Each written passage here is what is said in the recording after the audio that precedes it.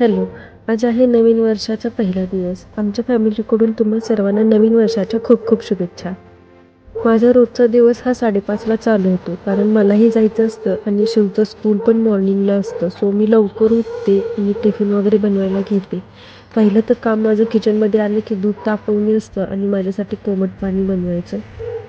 दूध तापतं तोपर्यंत मी कणिक मळून घेतली आणि कोमट पाणी प्यायला घेतलं. शिवचं आवरून त्याला स्कूलला पाठवलं आणि मला आज घरातले देव आणि दिवे क्लीन करायचे होते. पण माझ्याकडे पितांबरी नव्हती, संपली होती माझ्याकडची.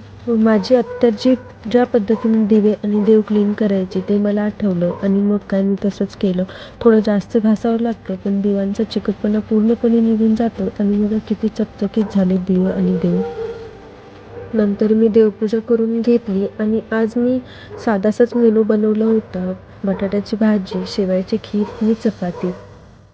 नवीन वर्षाचा पहिला दिवस देवाला पण नैवेद्य दाखवला आणि आम्ही पण जेवून घेतलं.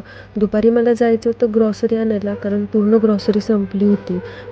किराणा माल घरी घेऊन आलो आणि सगळ्यांनाच मॅगी खायची इच्छा झाली होती, त्याच्यामुळे मॅगी करायला घेतली. मॅगी कोणाला आवडत नाही, सगळ्यांनाच आवडते मॅगी आणि सगळ्यांनी एकत्र बसून मॅगी खाल्ली आणि असा होता माझा आजचा पहिला दिवस. तुमचा कसा गेला नक्की सांगा.